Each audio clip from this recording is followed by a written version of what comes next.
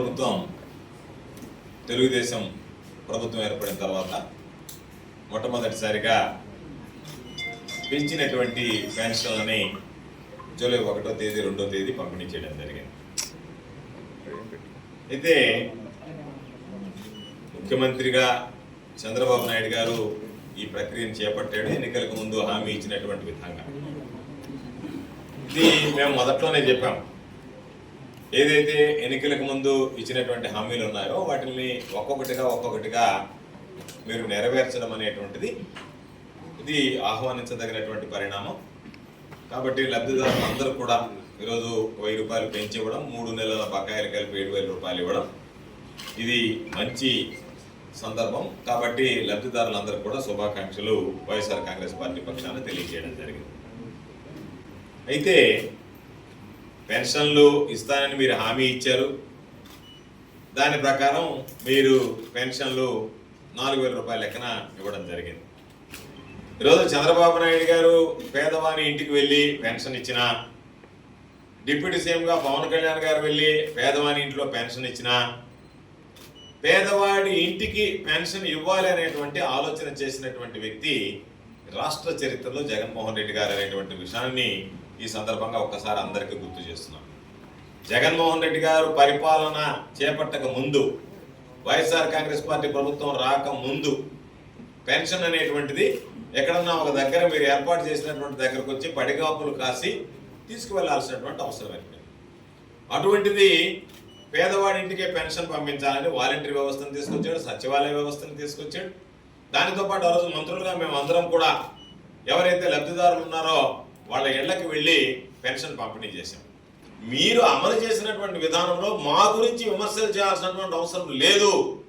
మీరు ప్రతి ఒక్కటి ఈరోజు మమ్మల్ని మార్గదర్శిగా తీసుకుని ఈ కార్యక్రమాలు మీరు కొనసాగిస్తున్నారు. మీరు ఆ కార్యక్రమాలు కొనసాగించడానికి కారకుడు మా నాయకుడు, ఈ రాష్ట్రానికి గతంలో ముఖ్యమంత్రిగా పనిచేసినటువంటి వైఎస్ జగన్మోహన్ రెడ్డి గారు అనేటువంటి విషయాన్ని ఈ సందర్భంగా చెప్పదలుచుకున్నాం. అదేవిధంగా ఇన్ని వేల కోట్ల పెన్షన్లు ఇచ్చాము, అన్ని వేల కోట్ల పెన్షన్లు ఇచ్చామని చెప్పి ఒక్కొక్క ఆయన అయితే సాధ్యం కాదన్నారు కదా, సాధ్యపడింది చూశారా అని మాట్లాడారు. సాధ్యం అయిందా, సాధ్యం కాదా అనేటువంటిది ఒక్క హామీ కాదు కదా. సూపర్ 6లు ఉన్నాయి, ఆ తర్వాత దాని మీద ఇంకా చాలా ఉన్నాయి. కాబట్టి అవన్నీ పూర్తి చేసి ఇదిగో ఈ హామీలన్నీ మేము అమలు చేయలేమన్నారు, చేసామని చెప్తే సంతోషం.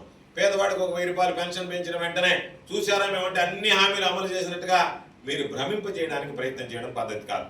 అందుకనే టీడీపీ హయాం గతంలో పనిచేసినప్పుడు 5 సంవత్సరాల్లో సుమారుగా 25,000 కోట్ల రూపాయలు ఇస్తే వైఎస్ఆర్ కాంగ్రెస్ పార్టీ ప్రభుత్వంలో గడిచినటువంటి 5 సంవత్సరాల్లో 84,000 కోట్ల రూపాయలు పంపిణీ చేయడం జరిగింది. కాబట్టి మీరు మీ హయాంలో 25,000 కోట్ల రూపాయలు ఇస్తే లబ్ధిదారుల సంఖ్య పెరిగింది, మొత్తం పెరిగింది. 2,000 నుంచి 3,000కి పెంచాం, విడతల వారీగా పెంచుకుంటూ పోతాం అన్నటువంటి మాట ప్రకారం పెంచుకుంటూ పోయాం. దాని ద్వారా పేదవాళ్ళకి సంబంధించి గడిచినటువంటి 5 సంవత్సరాల్లో 84,000 కోట్ల రూపాయలు ఈరోజు పేదవాళ్ళకి పంపిణీ చేయడం జరిగింది. ఎక్కడన్నా ఒకటేరా పెన్షన్లు కొంతమంది ఏదో 500 రూపాయల కటింగ్ దగ్గర నుంచి చిన్న జరిగాయి. వాటన్నిటిని కూడా మీరు రాబోయేటువంటి రోజుల్లో తప్పులు దొరకకుండా చర్యలు తీసుకుంటారని చెప్పి ఆశిస్తున్నాం. అదేవిధంగా కొంతమంది వైఎస్ఆర్ కాంగ్రెస్ పార్టీకి సంబంధించినటువంటి వాళ్ళకి మేము పెన్షన్లు ఆపేస్తాం, నిలిపివేస్తాం అన్నట్టుగా మాట్లాడుతున్నారు. ఇది పద్ధతి కాదు, సమంజసం కాదు. కాబట్టి గత ప్రభుత్వంలో వైఎస్ఆర్ కాంగ్రెస్ పార్టీ వాళ్ళకి పెన్షన్ అనకుండా పారదర్శకంగా అందరికీ అర్హత కలిగినటువంటి లబ్ధిదారులు అందరికీ పెన్షన్లు పంపిణీ చేశాం. అదే విధానాన్ని కొనసాగించండి, అదే పందాలో మీరు పయనించండి. కాబట్టి అర్హత కలిగినటువంటి ప్రతి ఒక్కరికి పెన్షన్లు ఇవ్వండి. ఒకవేళ వైఎస్ఆర్ కాంగ్రెస్ పార్టీకి సంబంధించినటువంటి వాళ్ళకి పెన్షన్లు మీరు నిలిపివేస్తే వైఎస్ఆర్ కాంగ్రెస్ పార్టీ పక్షాన వాళ్ళందరికీ పక్షాన లబ్ధిదారుల పక్షాన నిలబడి పోరాడతాం.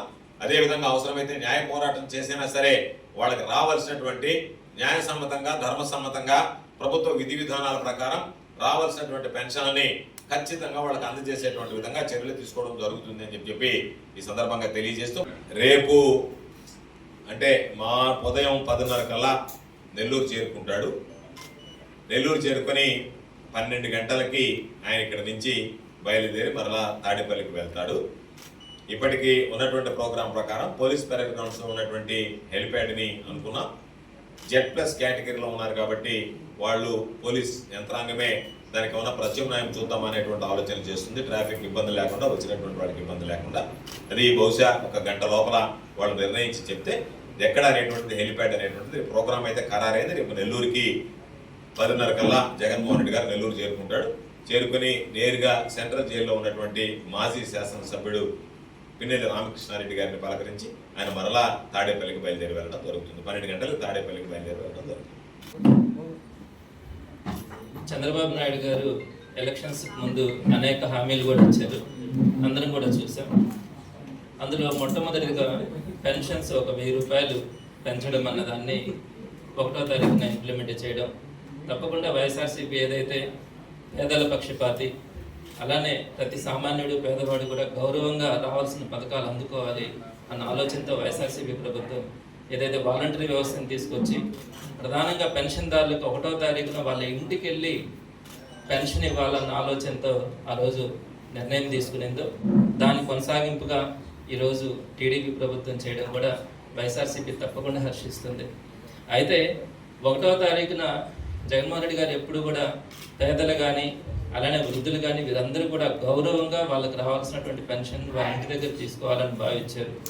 3వ కంటికి తెలియకుండా వాలంటీర్లను వాళ్ళ ఇంట్లోకి పంపించి ఆ పెన్షన్ ఏదైతే వాళ్ళకి ఇవ్వాలనో ఆ పెన్షన్ని గౌరవంగా ఇప్పించి మధ్యాహ్నం కల్లా పూర్తి చేశారు. అయితే నిన్నటి రోజున మనం గమనించాం 1వ తారీఖున ఒక యుద్ధ వాతావరణంలో అసలు అర్హత ఉండేవాళ్ళు కానీ అర్హత లేని వాళ్ళు కానీ మేమిస్తాం అని చెప్పి తీసుకునే వాళ్ళు 60 లక్షల మంది అయితే 1 కోటి మంది వరకు అక్కడికి వెళ్ళి వాళ్ళకు ఏదో వాళ్ళ డబ్బులు ఇస్తున్నట్టుగా దానికి ఫోటోలు తీసుకోవడం, దాన్ని నానా హంగామా చేసి ఆ పేదవాడి యొక్క గౌరవాన్ని తగ్గించినట్టుగా కూడా అనిపించింది. అదే జగన్మోహన్ రెడ్డి గారు ఏ పథకం ఇచ్చినా కూడా నేరుగా వాలంటీర్ల ద్వారా కానీ లేదా డీబీటీ ద్వారా కానీ 3వ కంటికి తెలియకుండా ఏ నాయకుడు ఏ వ్యక్తి కూడా అక్కడికి వెళ్ళి దాన్ని హడావిడి హంగామా చేయకుండా డైరెక్ట్గా కూడా ఆ బెనిఫిట్ని పేద ప్రజలకు అందించినటువంటి ఘనత వైఎస్ జగన్మోహన్ రెడ్డి గారి గుర్తింపుని ఆయన ఇచ్చారు. మరి ఈరోజు చేస్తున్నటువంటి కార్యక్రమాలన్నీ కూడా మరింత సజావుగా రాబోయే రోజుల్లో ఏదైతే హామీలు ఇచ్చినారో వాటన్నిటినీ కూడా నెరవేర్చాలని, ఆ నెరవేర్చే క్రమంలో వైఎస్ఆర్సీపీ పార్టీ ఎప్పుడూ కూడా పేదలకు కావాల్సినటువంటి ఆ హామీని నెరవేర్చడంలో పేదల పట్ల పేదలతో పాటు ప్రభుత్వం మీద కావాల్సినటువంటి ఒత్తిడి తీసుకురావడం కానీ పోరాటం కానీ చేస్తుందని మీ అందరికీ మీ ద్వారా ప్రజలందరికీ కూడా తెలియజేస్తా ఉన్నాను. మరెన్నో వీడియోల కోసం మా ఛానల్ ని సబ్స్క్రైబ్ చేసుకుని పక్కనే ఉన్న బెల్ ఐకాన్ ని క్లిక్ చేసి యాక్టివేట్ చేసుకోండి.